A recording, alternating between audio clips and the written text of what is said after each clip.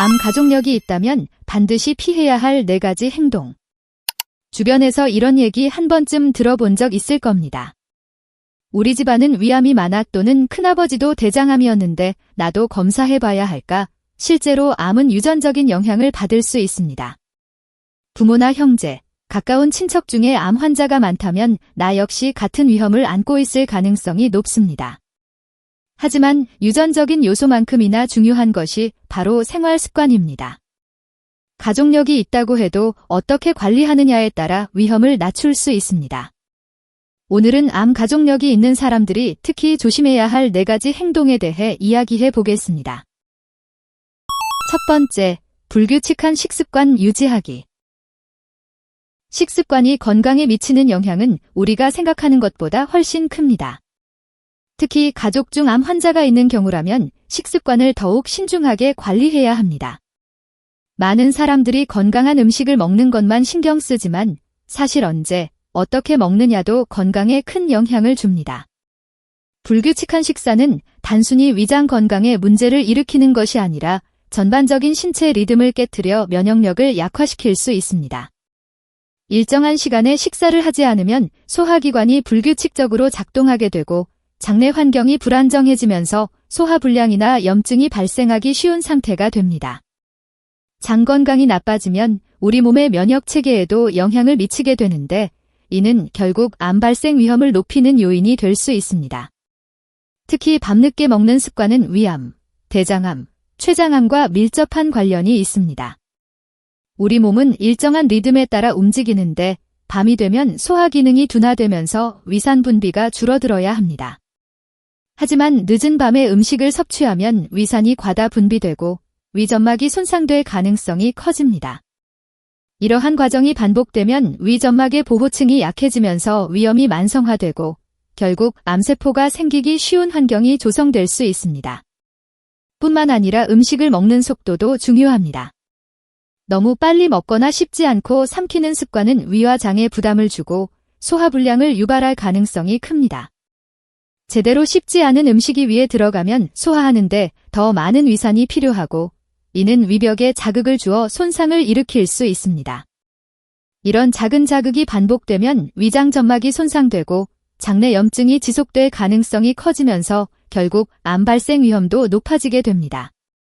건강한 식습관을 유지하려면 반드시 규칙적으로 식사를 해야 합니다. 하루 3끼를 일정한 시간에 먹는 것이 가장 좋으며 늦은 저녁이나 야식은 피하는 것이 바람직합니다. 또한 음식을 먹을 때는 천천히 꼭꼭 씹어 먹는 습관을 들이는 것이 중요합니다. 식사를 할 때 한 입을 최소 30번 이상 씹으면 소화 과정이 원활해지고 위장의 부담을 줄일 수 있습니다. 이렇게 하면 음식이 위에 머무는 시간이 줄어들어 위산 역류나 위염이 발생할 가능성도 낮아집니다. 암 가족력이 있는 경우라면 단순히 건강한 음식을 선택하는 것뿐만 아니라 식사 시간과 식사 방식까지 신경 써야 합니다. 몸에 좋은 음식을 먹더라도 불규칙한 식습관이 계속되면 결국 건강을 해칠 수밖에 없습니다. 규칙적으로 식사하고 야식을 줄이며 음식을 천천히 씹어 먹는 습관을 들이는 것이 암 예방에 도움이 될 수 있습니다.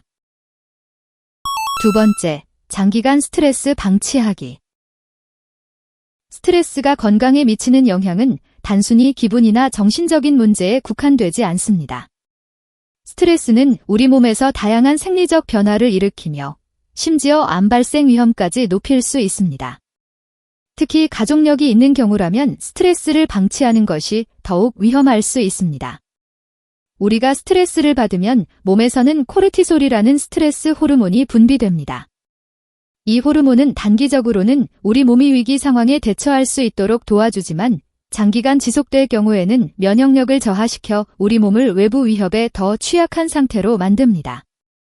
면역력이 약해지면 체내 염증 반응이 증가하게 되는데 이 염증 반응이 만성화되면 암세포가 발생하고 성장하는 데 유리한 환경이 조성될 수 있습니다. 특히 위암, 대장암, 유방암 등은 스트레스와 밀접한 관련이 있다는 연구들이 보고되고 있습니다.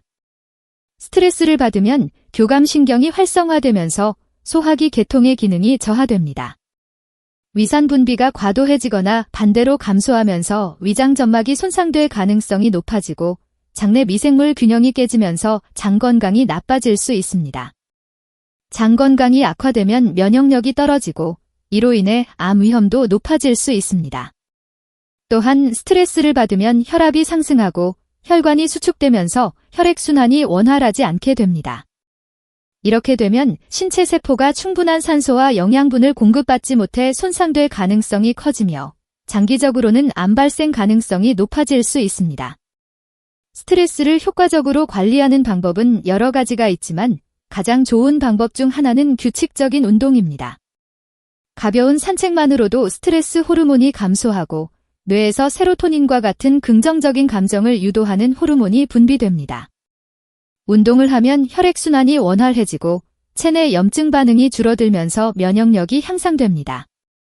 특히 요가, 명상, 심호흡 같은 활동은 심신을 안정시키고 스트레스를 완화하는 데 도움을 줄 수 있습니다.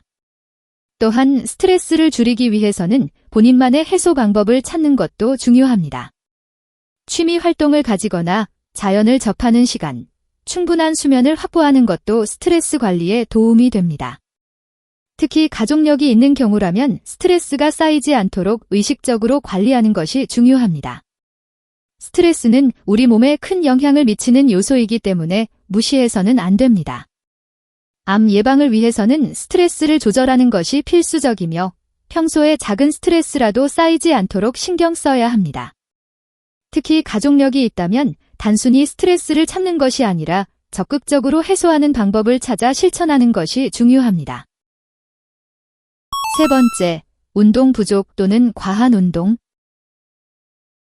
운동이 건강에 미치는 영향은 이미 많은 연구를 통해 입증되었습니다. 하지만 운동을 하지 않는 것도 문제지만 지나치게 많이 하는 것도 건강에 좋지 않은 영향을 줄 수 있습니다. 특히 가족력이 있는 경우라면 적절한 운동 습관을 유지하는 것이 필수적입니다. 운동이 부족하면 면역 기능이 저하되어 몸속에서 발생하는 작은 염증 반응이 쉽게 악화될 가능성이 큽니다. 면역력이 약해지면 암세포가 발생하더라도 이를 제거할 힘이 부족해지고 세포 돌연변이가 진행될 가능성도 높아집니다. 또한 운동 부족은 비만으로 이어질 가능성이 큽니다. 체중이 증가하면 체지방이 늘어나는데 지방 조직에서는 염증을 촉진하는 사이토카인이라는 물질이 분비됩니다. 이러한 염증 반응이 반복되면 결국 암 발생 위험을 증가시키는 원인이 될 수 있습니다. 특히 가족력이 있는 사람이라면 체중 관리가 매우 중요합니다. 연구에 따르면 과체중이거나 비만인 사람은 정상 체중인 사람보다 여러 가지 암에 걸릴 확률이 높아집니다. 지방세포에서 분비되는 호르몬이 체내 호르몬 균형을 깨트려 세포의 비정상적인 증식을 유도할 가능성이 있기 때문입니다. 대표적으로 대장암, 유방암, 췌장암, 간암 등과 관련이 깊다고 알려져 있습니다. 따라서 규칙적인 운동을 통해 체중을 관리하는 것은 암 예방을 위한 필수적인 요소입니다. 하지만 운동을 너무 과하게 하는 것도 문제입니다. 무리한 운동은 활성산소를 과도하게 생성하여 세포를 손상시키고 오히려 면역력을 떨어뜨릴 수 있습니다. 활성산소는 체내에서 자연스럽게 발생하는 물질이지만 과도한 운동을 하면 그 양이 급격히 증가할 수 있습니다. 이 활성산소는 정상적인 세포를 공격하고 손상시키면서 암 발생 가능성을 높일 수 있습니다. 특히 평소 운동을 하지 않던 사람이 갑자기 고강도 운동을 시작하면 몸에 큰 부담이 될 수 있습니다. 무리한 운동은 근육뿐만 아니라 장기에도 스트레스를 주고 피로물질이 쌓이면서 면역 체계를 약화시키는 요인이 될 수 있습니다. 예를 들어 장시간 달리기나 강도 높은 웨이트 트레이닝을 갑자기 시작하면 몸이 적응하기 전에 면역력이 떨어지고 감염 위험이 높아질 수 있습니다. 이로 인해 체내 염증 반응이 증가하고 결국 암 발생 가능성을 높이는 환경이 조성될 수 있습니다. 운동은 꾸준히 그리고 적절한 강도로 하는 것이 가장 중요합니다. 하루에 30분에서 1시간 정도 가벼운 유산소 운동을 하거나 일주일에 3, 4회 정도 근력 운동을 병행하는 것이 가장 좋은 방법입니다. 걷기, 수영, 요가 같은 저강도 운동을 통해 신체의 균형을 맞추는 것도 도움이 됩니다. 운동을 할 때는 자신의 체력과 건강 상태를 고려해 적절한 강도로 조절하는 것이 중요하며 운동 후 충분한 휴식과 영양 보충도 필수적입니다. 네 번째, 정기 건강검진 미루기. 암 가족력이 있는 사람들에게 가장 중요한 것은 조기 발견입니다. 암은 초기에 발견할수록 치료가 쉬워지고 생존율도 훨씬 높아집니다. 하지만 많은 사람들이 건강검진을 미루거나 아예 받지 않는 경우가 많습니다. 아직 젊으니까 괜찮겠지라고 생각하거나 특별한 증상이 없다는 이유로 검진을 소홀히 하다가 뒤늦게 암이 발견되는 경우가 적지 않습니다. 특히 위암, 대장암, 유방암, 폐암 등의 가족력이 있다면 기본적인 건강검진만으로는 충분하지 않을 수 있습니다. 국가 건강검진 외에도 추가적인 검사가 필요할 수 있으며 가족력이 있는 경우라면 더욱 세밀한 맞춤형 검진을 받아야 합니다. 예를 들어 대장암 가족력이 있다면 일반적인 분변잠 혈 검사뿐만 아니라 주기적인 대장 내시경 검사가 필요합니다. 위암 가족력이 있는 경우라면 내시경 검사를 더 자주 받는 것이 좋으며 유방암 가족력이 있다면 유전자 검사나 초음파 검사를 추가하는 것이 도움이 될 수 있습니다. 정기적인 건강검진은 단순히 병을 조기에 발견하는 것뿐만 아니라 미리 예방할 수 있도록 도와주는 역할도 합니다. 예를 들어 대장 내시경 검사를 통해 용종을 미리 발견하고 제거하면 대장암으로 진행될 가능성을 차단할 수 있습니다. 또한 혈액검사나 종양표지자 검사를 통해 특정 암에 대한 위험도를 미리 확인할 수도 있습니다. 건강검진을 미루는 또 다른 이유는 검사 과정이 불편하거나 검사 결과가 두려워서일 수 있습니다. 하지만 가족력이 있는 경우라면 불편함이나 두려움보다 조기 발견의 중요성을 더 크게 생각해야 합니다. 많은 암이 초기에 발견되면 치료가 훨씬 수월하며 완치율도 높아집니다.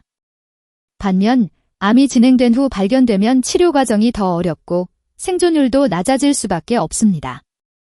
암 가족력이 있는 사람이라면 기본적인 건강검진뿐만 아니라 개인의 위험 요인에 맞춘 추가 검진도 고려해야 합니다. 예를 들어 유방암이나 난소암 가족력이 있는 경우 BRCA 유전자 검사를 받아볼 수 있으며 폐암 가족력이 있다면 저설량 CT 검사를 정기적으로 받는 것이 도움이 될 수 있습니다. 이처럼 자신의 가족력을 고려해 맞춤형 검진을 받는 것이 중요합니다. 건강검진을 받을 때는 단순히 암 검사만 하는 것이 아니라 자신의 전반적인 건강 상태를 체크하는 것도 중요합니다.